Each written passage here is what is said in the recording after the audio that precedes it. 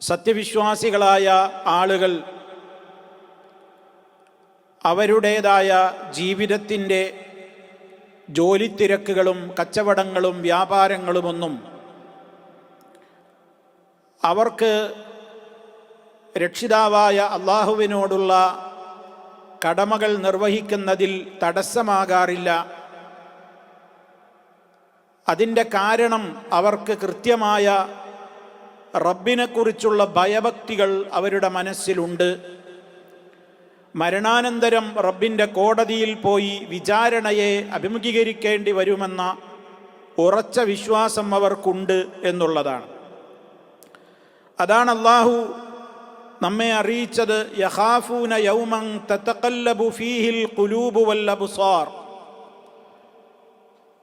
യഖാഫൂന അവർ ഭയപ്പെടുന്നവരാണ്, യൗമൻ ഒരു ദിവസത്തെ, തതഖല്ലബു അതിൽ മാറി മറിഞ്ഞുകൊണ്ടിരിക്കുന്നുണ്ട്, അൽ ഖുലൂബു ഹൃദയങ്ങളും വൽ അബ്സാറു കണ്ണുകളുമൊക്കെ.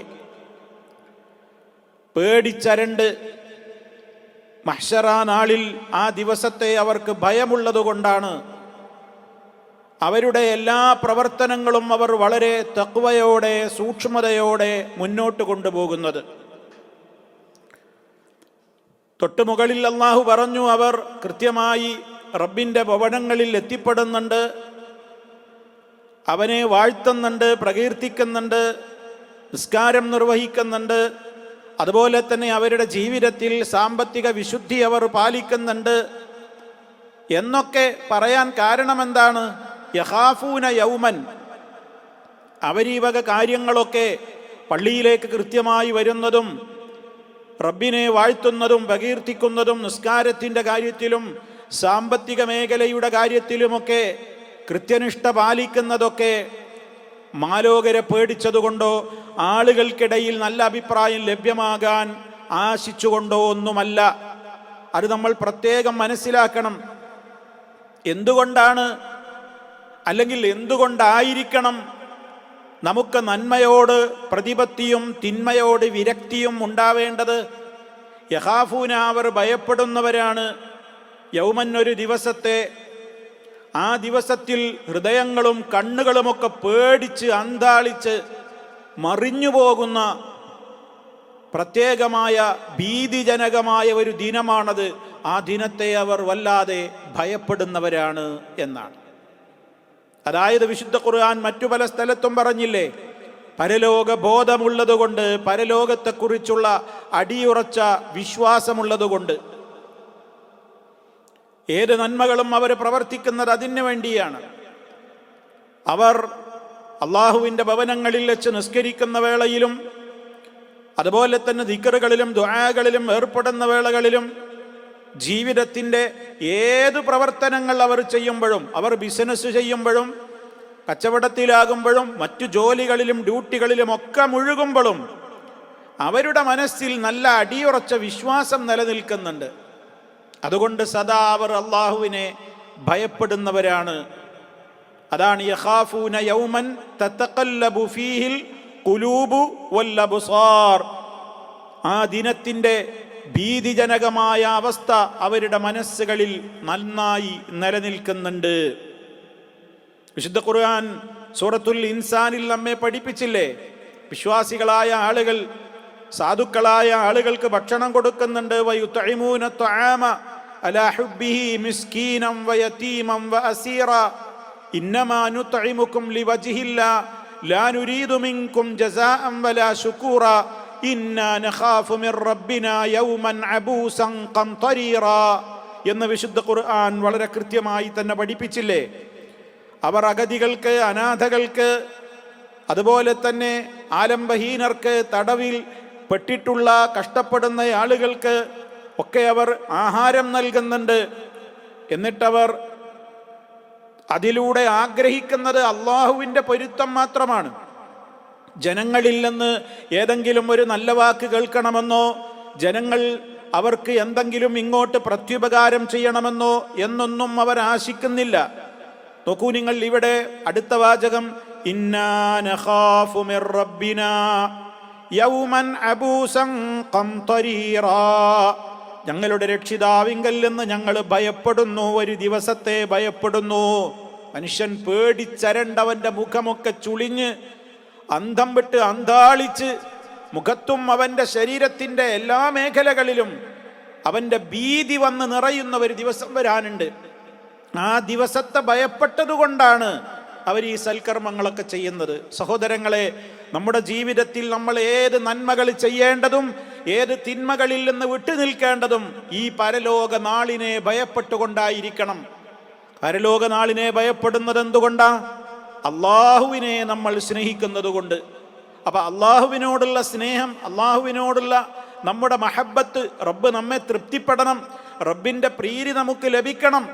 അതാണ് റബ്ബിന്റെ പൊരുത്തം ആഗ്രഹിച്ചുകൊണ്ടാണ് അവർ എന്തും ചെയ്യുന്നത്.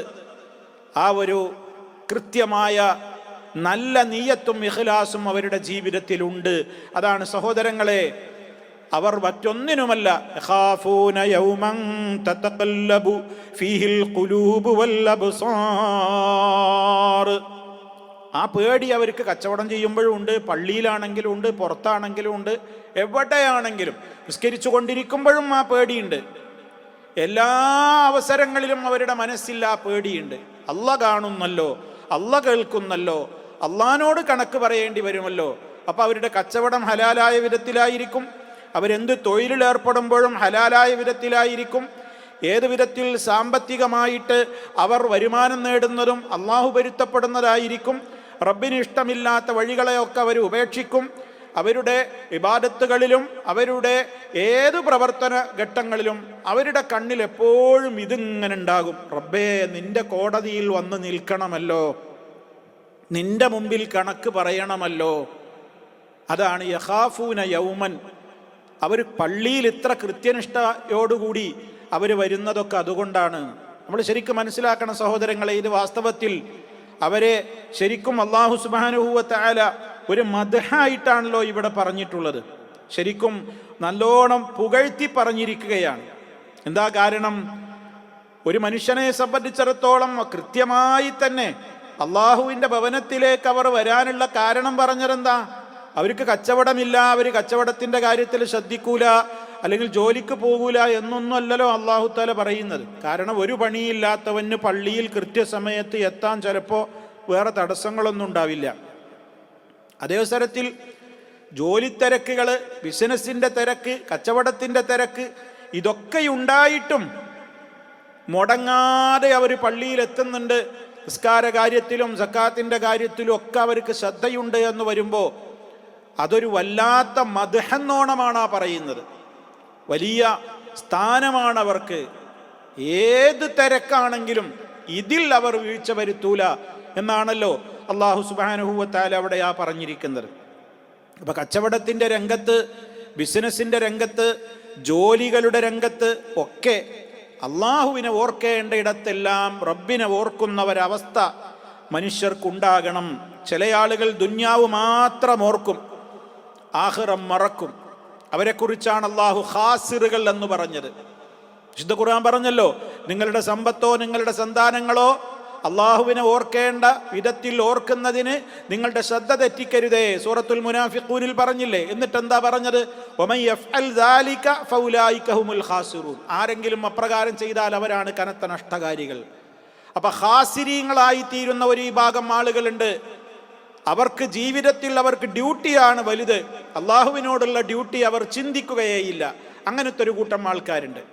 വേറൊരു വിഭാഗം ആളുകൾ അവരുടെ ഡ്യൂട്ടിയിലും കൃത്യനിഷ്ഠ പുലർത്തുന്നു, അള്ളാഹുവിനോടുള്ള കടമകളിലും അവർ കൃത്യനിഷ്ഠ പുലർത്തുന്നു.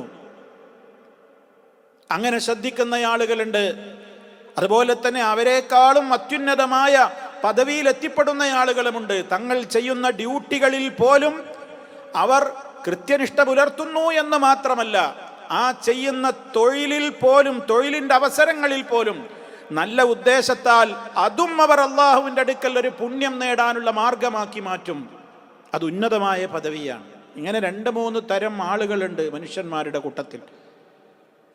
ജോലികൾ പോലും അതവർ പുണ്യകർമ്മമാക്കി മാറ്റും അവരെന്ന്. കാരണം ആ സമയത്തും അവരുടെ മനസ്സിൽ അള്ളാഹുവിനെ കുറിച്ചുള്ള ചിന്തയുണ്ട്, ആ ബോധമുണ്ട്. റബ്ബിനെതിരൊന്നും അവർ ചെയ്യൂല. നല്ല നല്ല കാര്യങ്ങൾ അവരുടെ ഡ്യൂട്ടികളിലൂടെ അവർക്ക് എന്തൊക്കെ ചെയ്യാൻ പറ്റും അതൊക്കെ അവർ ചെയ്യും. എന്നാലോ താൻ ഏർപ്പെട്ടിട്ടുള്ള തൊഴിലിൽ ഒരു ഭംഗം അവർ വരുത്തൂല്ല. അതിലൊക്കെ ശ്രദ്ധിക്കാനും കൂടെ കഴിയുന്ന ഉത്തമമായ വക്താക്കൾ വേറെയുമുണ്ട്. സഹോദരങ്ങളെ, ഇവിടെ അല്ലാഹു തആല പറഞ്ഞ ഈ പോയിന്റ് നമ്മുടെ മനസ്സിൽ നിന്ന് നമ്മൾ മറക്കരുത്. ജീവിതമാസകലം നമ്മുടെ മനസ്സിൽ ഓർക്കേണ്ടത് ഇത് തന്നെയാണ്. നന്മകൾ ചെയ്യുവാൻ നമുക്ക് ഏറ്റവും കൂടുതൽ പ്രേരകമാവേണ്ടത്, തിന്മകളിൽ നിന്ന് ഭയത്തോടുകൂടി വിട്ടുനിൽക്കുവാൻ നമുക്ക് പ്രേരകമാവേണ്ടത്, പരലോക കോടതിയിൽ റബ്ബിന്റെ മുമ്പിൽ പോയി നിൽക്കേണ്ടി വരുമല്ലോ, ആ ദിനത്തെ ഭയപ്പെട്ടതുകൊണ്ടും ആ ദിനത്തിന്റെ മാലിക്കായ അള്ളാഹുവിനോടുള്ള സ്നേഹം കൊണ്ടുമായിരിക്കണം. അതിലാണ് നമ്മുടെ സുരക്ഷ കുടികൊള്ളുന്നത് എന്ന് നമ്മൾ ഓരോരുത്തരും മനസ്സിലാക്കുക. റബ്ബ് നമുക്കതിന് തൗഫീഖ് പ്രദാനം ചെയ്യുമാറാകട്ടെ.